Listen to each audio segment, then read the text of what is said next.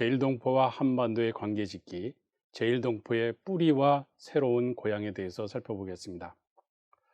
먼저 마음의 집, 현실의 집입니다. 1세인 아버지, 어머니 세대의 그 고향과 2세인 나의 고향이 일치하지 않습니다.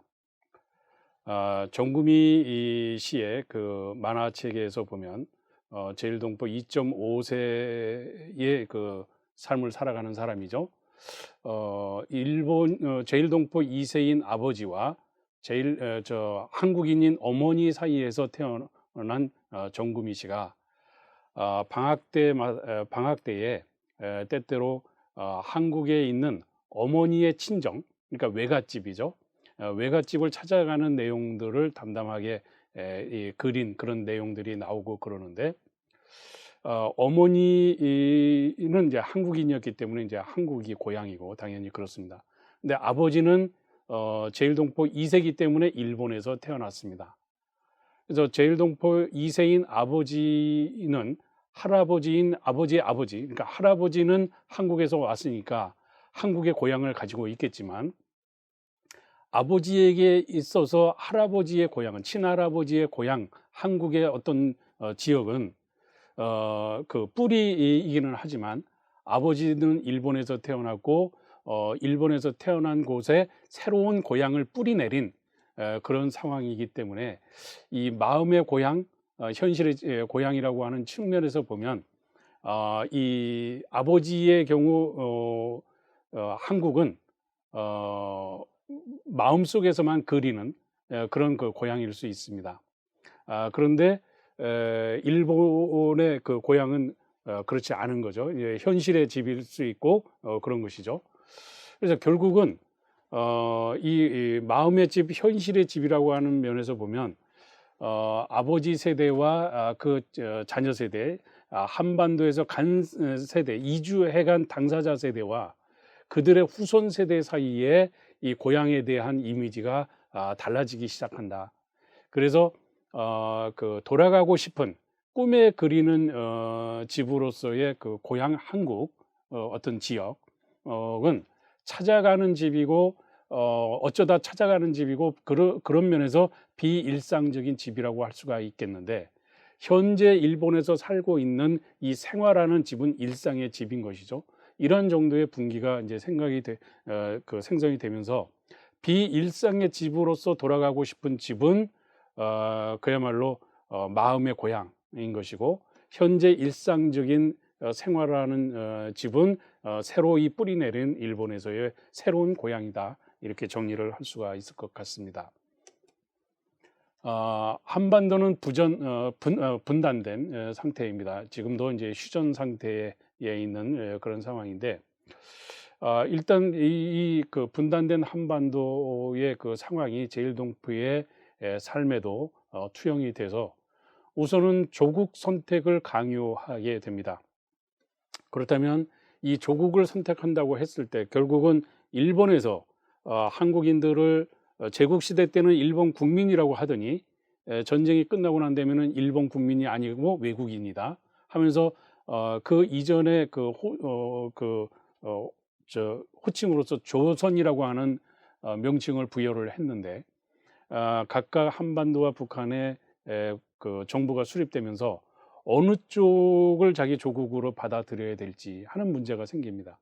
근데 사실상 자신이 태어난 곳이 남쪽인 경상도나 전라도 또는 당시는 뭐 행정구역상 제주도가 전라도의 한 부분으로 이렇게 그 생각이 됐던 적이 있었습니다만, 결국은 한반도의 남쪽, 그러니까 대한민국 정부가 관할하는 지역을 자기가 이제 태어난 출신 뿌리로서의 고향을 갖고 있는 사람들에게 당연히 내 고향이 한국 남쪽이니까 한국이 내 조국이지라고 선택을 하는 사람들이 있는가 하면 그것보다는 사회주의를 신봉하기 때문에 비록 내가 경상도 혹은 전라도에서 태어나서 일본에 와서 제일동포로서의 삶을 그 불가피하게 하고 있는 상황이기는 하지만 내 조국은 이념적으로 같은 북한이 내 조국이다 라고 이렇게 표명하는 사람들도 상당히 있다.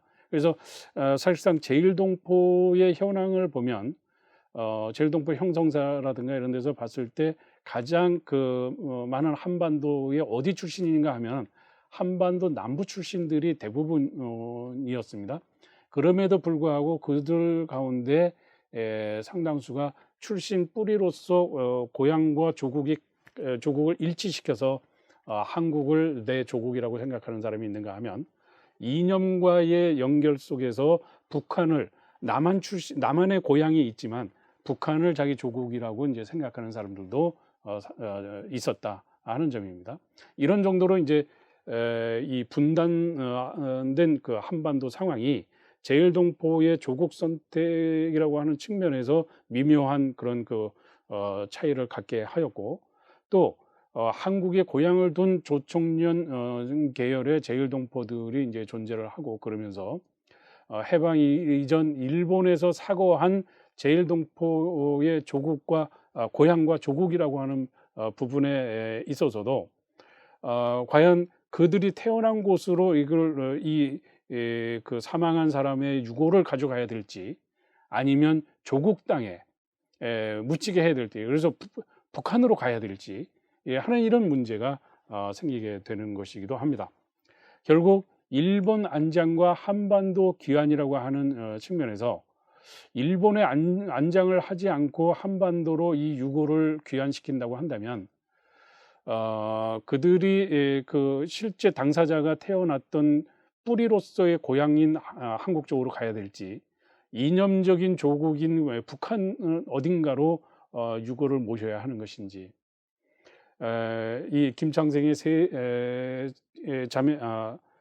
세자매라는 단편 소설에서도 얘기를 했던 것처럼 사망자와 유족의 추도와 기억의 문제 같은 것들이 이 한반도의 이제 분단 상황이 이런 부분에서도 이제 투영이 되는 그런 측면이 있다고 할 수가 있겠습니다.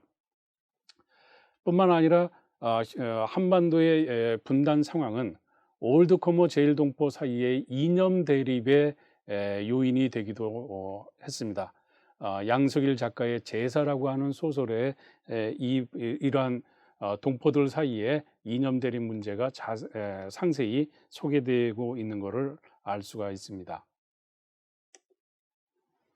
결국 새로운 고향으로서의 일본은 뿌리와 정체성을 유지하기 위한 노력의 일환으로 언어라든지 또는 문화 등을 계속 유지하려고 하는 활동을 하게 되고, 그래서 민족 학교 교육 같은 것들이 이제 강화되기도 하는 그런 양상을 보이기도 합니다. 그러면서 동시에 커뮤니티로서의 일본의 삶의 터전을 만들어서 일본에서 살아내기를 해야 되는 그런 상황 속이다 보니까 일본의 법과 제도 속에서의 삶일 수밖에 없었고, 제일동포 커뮤니티 생활과 일본 사회 커뮤니티 생활과의 조화 문제가 생기게 됩니다. 그래서 너무도 또 코리아타운이라고 해서 코리아타운만의 상식만 가지고 살기에는 굉장히 어렵다. 당연히 코리아타운에 몰려 있는 사람들끼리의 어떤 유대감이라든가 이런 것들이 공고화되고, 그래서 정체성을 항상 확인하고 하는 것은 상당히 바람직한 측면이 있지만, 너무 그러한 것에만 치중해서 그들 밖에 일본 커뮤니티하고의 어떤 연계성이 결여된다면 이거는 결국은 고립된 섬 속에서 사는 것과 같은 그런 양상이기 때문에 제일동포들끼리 모여 사는 커뮤니티의 농밀한 생활과 함께 그들 외부에 있는 일본인들 사이에 일본인 사회의 커뮤니티하고도 이 생활상의 연계, 조화를 이루는 것도 상당히 중요한 문제다라고 하는 점입니다. 그리고 일본 정부의 동화 정책이라고 하는 것이 상당히 강력하게 이제 추진이 돼서 한국인들의 어떤 공동체라고 하는 것이 차별과 배제의 배경이 되기도 하고, 여기에 대해서 차별 시정을 위한 제일동포들의 권리 찾기 과정이 있어 왔고, 이것과 관련해서 한반도에 있어서도 한국이든 북한이든 제일동포에 대한 차별 시정을 위해서 일본 정부의 어떤 요청을 한다든가 하는 활동을 펼치기도 하는 그런 양상을 볼 수가 있습니다. 일본이 결국은 다문화 시대를 맞이해서 공생을 상당히 중요한 가치로 내세우고 있기는 하지만 여전히 일본 사회에 있는 제일동포들의 일반적인 삶의 내용들을 보면 전반적인 그런 그 일본 정부의 동화 정책이라고 하는 큰 틀은 바뀌지 않은 그런 속에서 다소는 그 차별과 배제가 완전히 없어지지는 않았고, 심지어는 그 언제부턴가 일본에서 재특회를 중심으로 하는 혐한의 그 움직임 같은 것들이 일어나고 그러면서 공생이라고 하는 가치가 말로만 그치는 그런 그 양상이 전개되기도 하고 있다는 점을 살펴볼 수가 있겠습니다. 결국 한반도와 일본을 왕래하는 제일동포를 보면 정체성 유지 강화를 위해서 언어와 문화 교육을 강화를 하는데, 이를 위해서 민족학교 교육을 강화하기도 하고, 이 민족학교에는 조총련계 민족학교도 있고 민단계 민족학교도 있고 그렇습니다. 조총련계 민족학교가 훨씬 더 많기는 합니다만 그런 그 민족학교 교육을 하고 있고, 또 이 민족학교 교육에서 우리가 이번에도 이제 살펴볼 내용이기는 합니다만 그 학생들이 북한으로 이제 수학 여행을 가기도 하고 그러는데, 민단계의 민족학교 학생들도 한국으로 이제 수학 여행을 하는 내용들이 정구미 씨의 만화책에도 나타나고 있는 그런 부분들이 있습니다. 오늘 그때 다시 설명을 하도록 하겠습니다.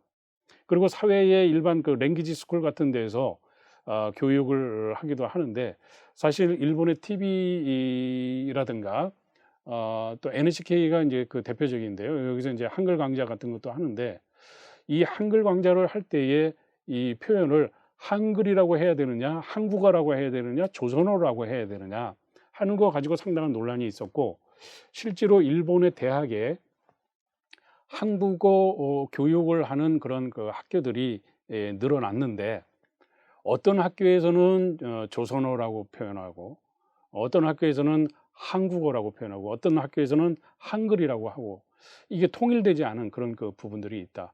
심지어 조선어라고 한 그 일본 학교에 대학교에서 하는 그 수업 내용의 교재도 한국에서 발간된 그 텍스트를 가지고 수업을 하지만 그 강좌의 명칭은 조선어인 그런 그 경우도 없지 않다 하는 점을 말씀드릴 수가 있겠습니다.